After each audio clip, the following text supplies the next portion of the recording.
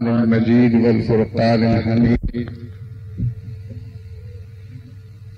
فأعوذ بالله من الشيطان الرجيم.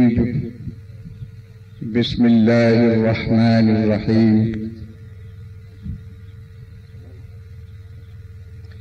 يا أيها الذين آمنوا اتقوا الله وكونوا مع الصادقين. صدق الله مولانا العظيم وبلغنا رسول النبي الأمين الكريم ونحن على ذلك لمن الشاهدين والشاكرين والحمد لله على مولانا محمد وعلى آل سيدنا مولانا محمد. صل على محمد صل على محمد صل على محمد صل على محمد سيدنا شفيعنا صل على محمد سيدنا شفيعنا صل على محمد صل على محمد صل على محمد. آپ کا روپ دیکھ کر چاند کو چاندنی ملی، پھولوں کو زلف پاک کے سجدے میں تازگی ملی. آپ نے مسکرا دیا رات کو روشنی ملی. آپ کی چشم ناز سے دنیا کو زندگی ملی. صلی علی محمد صلی علی محمد سیدنا شفیعنا صلی علی محمد. عرش پہ تازہ چھیڑ چھا، فرش پہ دام. عرش پہ تازہ چھیڑ چھا، فرش پہ دام. کان جدھر لگائیے کا ہی داستان ہے. صلی علی محمد صلی علی محمد سیدنا شفیعنا صلی علی محمد صلی علی محمد صلی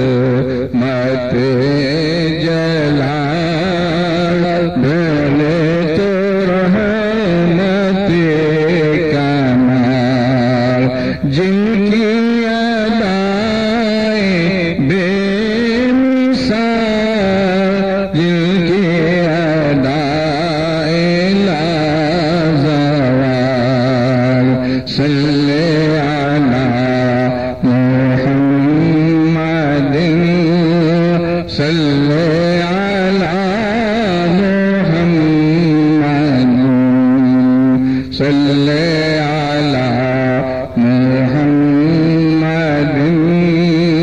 सल्ले अला मुहम्मदिन खौफ न करे रज़ा ज़रा तू तो है अबूद मुस्तफा खौफ न करे रज़ा ज़रा तू तो है अबूद मुस्तफा तेरे लिए अमान है तेरे लिए अमान है सल्ले अला मुहम्मदिन सल्ले अला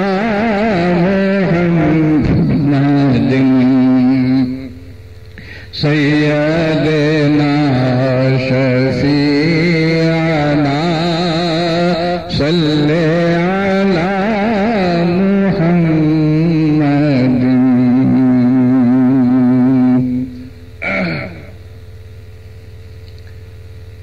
वो दानाए सुबुल ख़त्मुर रसूल मौलाए कुल जिसने गुबारे राह को बख्शा फरोज़े वादिये सीना निगाहे इश्क मस्ती में वही अव्वल वही आखिर वही कुरआन वही फुरका वही यासी वही ताहा अमल पैहम यकी महकम मोहब्बत फातिह आलम जिहादे जिंदगानी में है ये मोमिन की शमशीरे कोई अंदाजा कर सकता है इनके जोर बाजू का निगाहे मर्द मोमिन से बदल जाती है तकदीरे আদবের সঙ্গে পা ইয়ে করে বসেন আদবের সঙ্গে বসেন হ্যাঁ দেখেন একটা কথা বলি প্রত্যেকটা জায়গার আলাদা আলাদা মর্যাদা আছে সেই মর্যাদা অনুসারে সেখানে সেইভাবেই বসতে হয়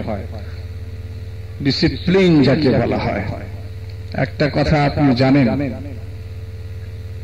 এই মর্যাদা বা ডিসিপ্লিন যাকে বলা হয় ডিসিপ্লিন খেলার মাঠেও আছে ট্রামেও আছে বাসেও আছে বাড়িতেও আছে মসজিদেও আছে হ্যাঁ অফিস আদালতেও আছে আছে না চাকরি ক্ষেত্রেও আছে তো আল্লাহর ঘরে আল্লাহর স্থানে যদি আপনি ডিসিপ্লিন বজায় করে রাখতে পারেন তো তার আলাদা পুরস্কার আছে খেলার মাঠেতেও পুরস্কার আছে কোন খেলোয়াড় যদি খেলতে যে খেলোয়াড়োচিত মনোভাব দেখায় তার খেলার মধ্যে কোনো ফাউলের কোনো ভাব না থাকে তো ক্লাব থেকেও তাকে পুরস্কার করে কিন্তু যদি খেলা করতে যে খেলার মধ্যে যদি কোন রকম অতিরিক্ত ফাউল হয় তো তখন তাকে হলুদ কার্ড দেখানো হয় আবার হলুদ কার্ড দেখাতে দেখাতে অতিরিক্ত ভাবে ফাউল হয়ে যায় তখন লাল কার্ড দেখানো হয় আর লাল কার্ড দেখানো মানে আউট তুমি মাঠ থেকে বেরিয়ে যাও তাই না তোমার জন্য লাল কার্ড দেখানো মানে সতর্ক করে বার করে দেওয়া হলো তো এইরকম খাল্লাকে বেনিয়াজের দরবারেও হয়েছে ভাই আল্লাহ পাকের দরবারেও হয়েছে যখন মালিকে হাকিকি পরবর্দিগারে আলম তিনি ইরশাদ করছেন কি ইরশাদ করছেন ইন্নী জাইলুন ফিল আরদে খলিফা আমি পৃথিবীর বুকে আমার একজন প্রতিনিধিকে পাঠাবো তো ফেরেশতারা কি আপত্তি করেছিল যে আমরা তো তোমার জন্য যথেষ্ট আছি ইবাদত বন্দেগী তো করছি মাওলা তুমি যাকে যা নির্দেশ দিয়েছো সে সেই নির্দেশ পুঙ্খানুপুঙ্খে পালন করছে কেউ দাঁড়িয়ে তোমার জিকির করছে কেউ বসে তোমার জিকির করছে কেউ সাজদার অবস্থায় জিকির করছে কেউ রুকু অবস্থায় জিকির করছে, প্রত্যেকে কাজে সে লিপ্ত আছে।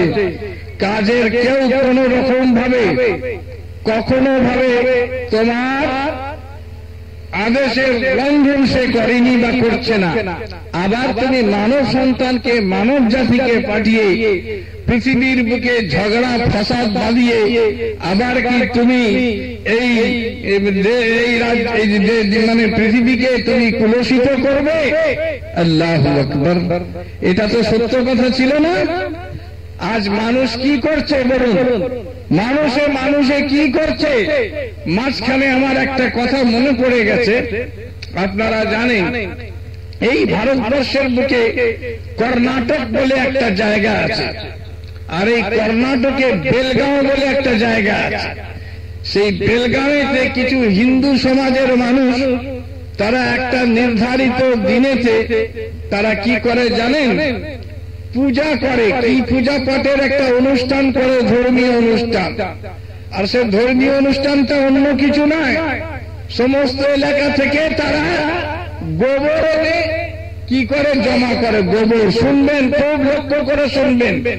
এই কথা যদি ফসকে যায় তাহলে আবার পরবর্তীকালে আপনারা আলোচনা করবেন যে হুজুর এই বলে গেছে, হুজুর ওই বলে গেছে, হুজুর ওই বলে গেছে। আমি ইনশাআল্লাহ পুরো জিম্মেদারির সঙ্গে আমার এই অসুস্থ শরীর অবস্থাতেও আমি এখানে আপনাদের কাছে এসেছি কিছু শোনাবার জন্য, কিছু নিজের উপকারের জন্য, আপনাদেরও উপকারের জন্য। সুতরাং পুরো জিম্মেদারির সঙ্গে বলছি, আপনারা যতটুকু আছেন, এই যতটুকু মানুষ যদি আপনাদের মাথায় এই সত্য কথাগুলো যদি আজকে পৌঁছে যায়, আর এগুলোকে নিয়ে যদি ইনশাআল্লাহ চিন্তা করবেন, যারা আপনাদেরকে গুমরাহ করার চেষ্টা করছে তাদের হাত থেকে অন্তত আপনি রক্ষা পেয়ে যাবেন, তাদের হাত থেকে আপনারা রক্ষা পাবেন। তাই আমি আপনাদের বলছি যে এবারে করেছে কি, সেই সমস্ত গোবরগুলো জমা করেছে, গোবরগুলো একত্রিত করার পর চারপাশে হিন্দু সমাজের মানুষ তারা বাঁশি বাজানো, ঢোল বাজানো, ডিগি বাজানো, যা যা বাজনা, গান বাজনা তো তাদের ওটা অনুষ্ঠানের একটা অঙ্গ। তো বাজাতে আরম্ভ করেছে। বাজাবার পর গ্রামে চারপাশে ঘুরে ঘুরে ঘুরে ঘুরে ঘুরে ঘুরে এসে তারপরে ওইখানে জমা হয়েছে। জমা হওয়ার পর সেই কি করেছে, সেই গোবরগুলো নিজেদের গায়ে মাখতে আরম্ভ করেছে। গায়ে মেখেছে, মাথায় মেখেছে, শরীরে মেখেছে, সব জায়গায় মেখেছে। আপনি যদি শোনেন বা শুনছেন তাহলে আপনার মনের মধ্যে একটা ঘৃণা বোধ আসছে, দৃষ্টিকটু হচ্ছে, তাই কিনা বলুন? যে এরকম একটা জিনিস কি আবার কেউ মাখে নাকি? মানুষ মাখে সেন্ট, মানুষ মাখে আতর, মানুষ মাখে কোনো সুগন্ধি জাতীয় জিনিস, তা বলে গোবর কেউ মাখে না। কিন্তু গোবর সারা মাখছে, যেহেতু তাদের ধর্মের একটা অঙ্গ হিসেবে। তো সেরা মাখার পর তারপরে কি হলো, মাখা তো নিল, কিন্তু বলুন তো আপনি, নিশ্চয়ই গায়ে তো দুর্গন্ধ হয়েছে। কিন্তু মাখার পর তারা নদীতে যে স্নান করে ভালো করে সাবান টাবান মেখে স্নান করার পরে দুর্গন্ধকে দূর করে দিয়ে সেন্ট মেখেছে, আতর মেখেছে, কি যাই মেখেছে, কোনো সুগন্ধি জাতীয় জিনিসকে মেখে তার দুর্গন্ধটাকে দূর করে দিয়েছে। তা আমি আপনাদের জিজ্ঞাসা করি, গোবর আজকে মেখে চান করলে পরে, গোসল করলে পরে, স্নান করলে পরে সেই নোংরাটা দূর হয়ে যায়, আর গায়ে আতর মাখলে তার দুর্গন্ধটা দূর হয়ে যায়। কিন্তু আজকে আমরা যে গোবর মেখে পড়ে আছি, যে গোবর নিয়ে আমরা অন্তরে স্থান দিয়ে রেখে দিয়েছি, মানুষে মানুষে হিংসা বিদ্বেষ নিয়ে একে অপরকে দোষারোপ করে বেড়াচ্ছি। আর সেই দোষারোপের মধ্যে থেকে বলুন তো, সেটা কি সাবান মাখলে সেই দোষের গন্ধ কি যাবে? গোসল করলে যাবে না? যাবে না, কোনদিন যেতে পারে না। যাবে যারা ওই থেকে মুক্ত হয়ে গেছেন, তাদের সহবতে বসলে যাবে, তাদের সংসদে বসলে যাবে। যারা ওই সহবত থেকে, ওই জিনিস থেকে মুক্ত হয়ে গেছেন, যার জন্যই কোরআন পাক বলছে, ইয়া আইয়ুহাল্লাযীনা আমানু তাকুল্লাহা ওয়া কুনু মা'আস সাদিকিন।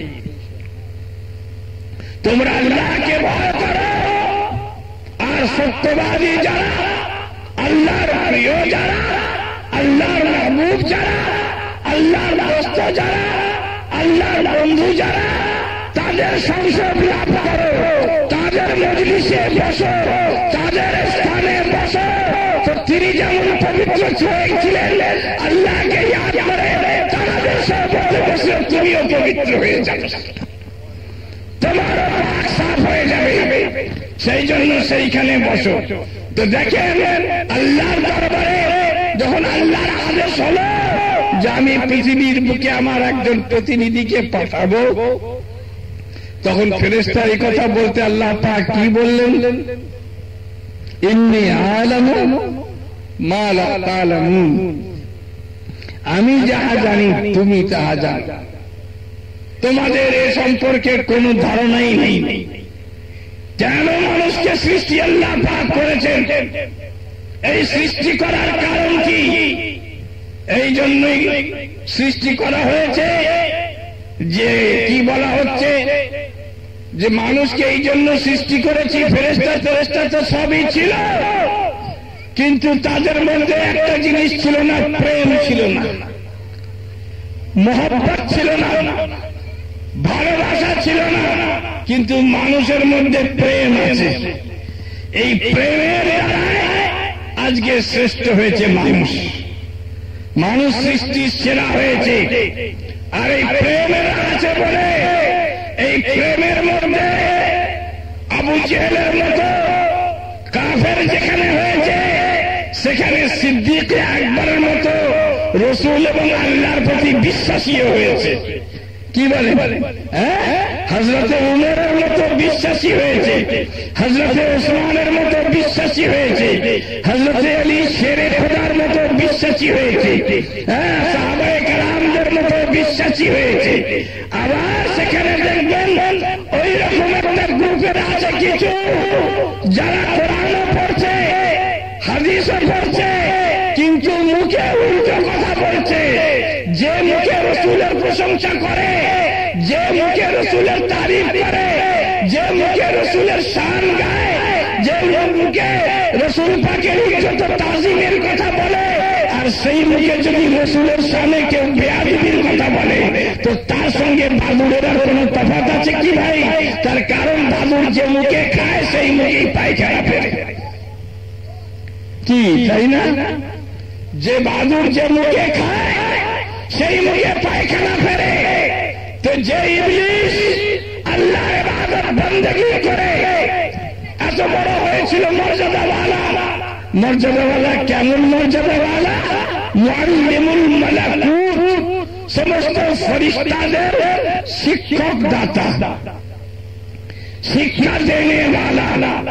তো এবারে আসুন, আপনি শিক্ষা দেনে ওয়ালা এমন হলো, এবারে আল্লাহ পাক জিজ্ঞাসা করছেন, বলছেন, হুকুম দিচ্ছেন, ওয়াইজ কুল্লা লিল মালাইকাতি ইসজুদু লিআদম, তোমরা আদমের দিকে সাজদা করো। সমস্ত ফেরেশতারা সাজদা করল, ইল্লা ইবলিস আবা ওয়াস্তাকবারা ওয়া কানা মিনাল কাফিরিন, এবং সে অহংকার করল, কাফের দিকের দলভুক্ত হলো। তখন কিন্তু কাফের কেউ হয়নি ভাই, তখন কেউ কাফের হয়নি, অথচ আল্লাহ পাক বলছে কাফের দিকের দলভুক্ত হলো। তার মানে কি? ইবলিস রাস্তা দেখাবে, এরপরে কাফের সব হবে, আর সেই কাফেরদের দলভুক্ত হয়ে গেল ইবলিস। আজকে আমাদেরকে গুমরাহ করার জন্য, ঠকাবার জন্য, মিথ্যা প্রচার করার জন্য বলা হচ্ছে কাউকে কাফের বলতে নেই। আরে কাফের কথাটা কোনো গাল নয়, কোন গালাগালি নয়। কাফের মানে কি? কুফর করা, ইনকার করা, অমান্য করা, আল্লাহর আদেশ ও নির্দেশকে লঙ্ঘন করার নাম হচ্ছে কুফর। এই জন্যই তো কোরআন পাকের মধ্যে আছে কুল ইয়া আইয়ুহাল কাফিরুন। আচ্ছা বলুন, আপনি আল্লাহকে এক সময় মেনেছেন, আর আজকে যদি আপনি বলেন যে আল্লাহর অস্তিত্ব বলে কিছু নেই, তা আপনি কাফের হবেন কিনা? তার মানে তাকে ইনকার করলেন, তো অমান্য করলেন। এতদিন মেনে এসছেন, আপনি অমান্য করলেন। রসুলকে রসুল বলে মেনে এসছেন, আপনি অমান্য করে আপনি ইনকার করলেন, আপনি কাফের হলেন না ভাই? এইভাবেই কাফের হয়ে যায়। কাফের কোনো গালাগালি নয়, ইনকার করা, সংবিধানকে মানা আর না মানা। আপনি ভারতবর্ষের একজন নাগরিক, কিন্তু নাগরিকের জন্য কি শর্ত হওয়া দরকার? তবে সে নাগরিক হবে। আর নাগরিক হতে গেলে, ভোটার হতে গেলে শর্ত হওয়া দরকার। শর্ত না হলে সে ভোটার হতে পারে না। শর্তটা কি? মনে করেন যে একজন ভোটার হতে গেলে তার সাবালক হওয়া দরকার, আর কি ভারতের নাগরিক হওয়া দরকার, তবে সে ভোটার হতে পারবে। কিন্তু কোন পাগল যদি হয়, অথচ সে সাবালক আছে কিন্তু পাগল, সে ভোটার হতে পারবে না। সে দেশের নাগরিক আছে কিন্তু নাবালক, সে কিন্তু ভোটার হতে পারবে না।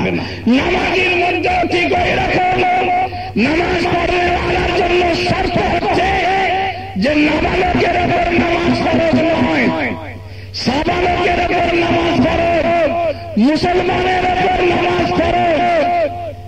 কি? আর কোন বুদ্ধি জ্ঞান সম্পন্ন ব্যক্তির ওপর নামাজ ফরজ, কোন পাগলের জন্য নামাজ ফরজ নয়, নাবালকের জন্য নামাজ ফরজ নয়। আর কোন আর কিসের জন্য নামাজ ফরজ নয়? কোন মুসলমানের জন্য নামাজ ফরজ নয়। বলুন, রাস্তা থেকে যদি কোনো হিন্দু, কোন বেদিন যদি চলে যায়, তাকে বলতে পারবেন ভাই তুমি নামাজ পড়ো না কেন? বলতে পারবেন? হ্যাঁ, তাহলে শর্ত নেই। তাহলে এবারে আপনি বলুন তো, মুমিনের জন্য নামাজ ফরজ, মুমিন মুসলমানের জন্য নামাজ ফরজ, তো মুমিন হতে গেলে কি করতে হবে? মুমিন হতে গেলে কি করতে হয়? খালি নামাজ পড়লে মুমিন হওয়া যায় না। কোরআন বলছে ওয়াতাল মালা আলা হুব্বিহি যাবিল কুরবা ওয়াল ইয়াতামা ওয়াল মাসাকিন ওয়াবনাস সাবিল ওয়াস-সাইলিন ওয়া ফির রিকাব ওয়া আকামাস সালাত। আল্লাহ যে তোমাকে ধন সম্পদ দিয়েছে, ওয়াতাল মালা আলা হুব্বিহি যাবিল কুরবা, যাদের তোমার নিকটবর্তী আত্মীয় তাদের পথে খরচ করো। ওয়াল ইয়াতামা, यतीमকে দেখো, ওয়াল মাসাকিন, মিসকিনকে দেখো, ওয়াবনাস সাবিল, যাকে ওয়াদা তুমি করেছো, ওয়াস-সাইলিন, ভিখারিকে দেখো, ওয়া ফির রিকাব, পাড়া প্রতিবেশীকে দেখো। শরীয়তের হুকুম, আল্লাহর হুকুম। যদি আপনার বাড়িতে আপনি কোনো ভালো খাদ্য খাবার খান, তৈরি করেন, আর পাশের বাড়িতে যদি কোনো গরিব থাকে, কোনো গরিব মুসলমান থাকে, তার সেই ভালো খাবার তৈরি করার ক্ষমতা নেই, আর আপনার এই খাবারের সুগন্ধ পেয়ে সে যদি তার মা বাবার কাছে আবদার করে, আর তার বাড়িতে যদি আপনি না পাঠিয়ে দেন, ভাই আপনি মুসলমান হতে পারবেন না। তাহলে কি করা দরকার? হয় আপনি তাকে আটকে রাখেন, আর না হয় কিছু পাঠিয়ে দেন, যাতে তার ভরণ পোষণ হয়ে যায়, অন্তত তার মনের দুঃখটা ঘুচে যায়। ভালো ফল ফ্রুট যদি তুমি আসো, তো তোমার সন্তানদের হাতে দিয়ে ছেড়ে দিও না যে যা বাইরে দেখিয়ে দেখিয়ে খা। এমনও কিছু গরিব মানুষ আছে যাদের কিনে খাবার কত ক্ষমতা নেই, কিন্তু সেই ফল দেখে তার মনের মধ্যে ইচ্ছা জাগবে কিনা বলুন? তার পয়সা নেই বলে কিনে খেতে পারছে না। হয় তুমি তাকে দিয়ে পাঠাও কিছু, আর না ছেলে পুলেদেরকে নিয়ে ঘরের দরজা বন্ধ করে তুমি খাও, যাতে অন্তত সেই গরিবের প্রাণে ব্যথা না লাগে। সুবহানাল্লাহ। ইসলামের আদর্শ হচ্ছে এইটাই, তুমি সত্যবাদীর সঙ্গী হয়ে যাও। তো সত্যবাদী হচ্ছে আউলিয়ায়ে কেরামরা।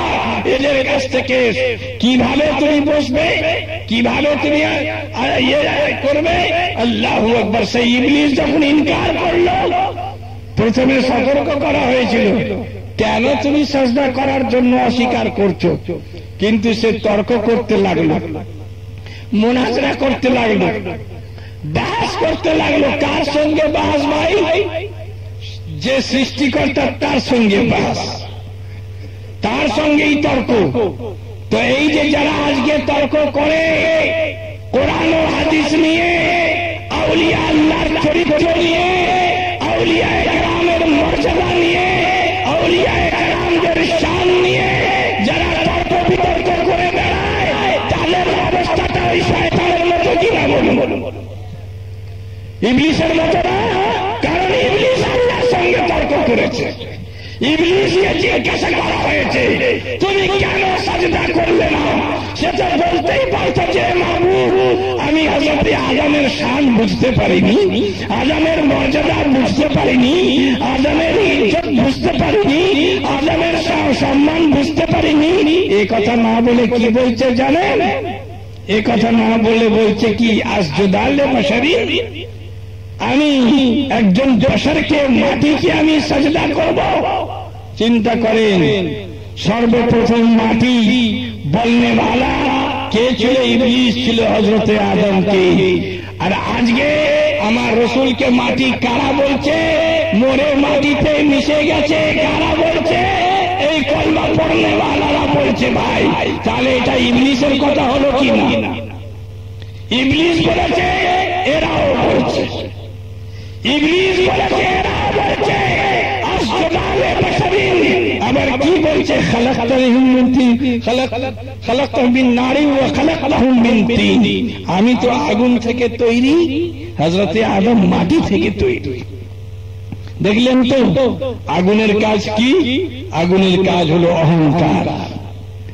আগুনকে আপনি জ্বালান, উপরের দিকে সে যাবে, তার শীষটা উপরের দিকে যাবে, কিন্তু মাটি নিচের দিকে আসবে। ভাই উপর থেকে নিক্ষেপ করেন, সে মাটির নিচের দিকে আসবে।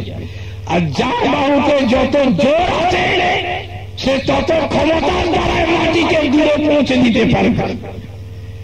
কিন্তু আগুনকে নিভাতে গেলে দুটোর দরকার, হয় মাটির দরকার, না হয় পানির দরকার। এক ঝোড়া মাটি যদি আগুনের উপর ফেলে দেন তো আগুন নিভে যাবে। এক ঝোড়া পানি যদি, এক বালতি পানি যদি দিয়ে দেন তাহলে কি হবে? আগুন নেমে যাবে। আল্লাহু আকবার। আল্লাহ পাকের মাসলিহাত দেখুন, হযরতে আদমকে মাটি দিয়ে তৈরি করা হয়েছে, আর সেই মাটি দিয়ে তৈরি করে পৃথিবীর বুকে পাঠানো হয়েছে বলে আমাদেরকে উদ্ধার করার জন্য, জাহান্নামের আগুন থেকে বাঁচাবার জন্য মুহাম্মদুর রাসূলুল্লাহকে পাঠানো হয়েছে। এখানে আপনার বাড়ি আছে, ওই রাস্তায় যদি কেউ পানি ফেলে দেয়, ভাই পানি ফেলে দিয়ে যদি কাদা করে রাখে, আর আপনার অজান্তে আপনি বাড়ি থেকে বেরিয়ে যদি ওই কাদায় পা দিয়ে পিছলে যদি পড়ে যান, তাহলে দোষটা কার হবে? যে করেছে তার হবে না?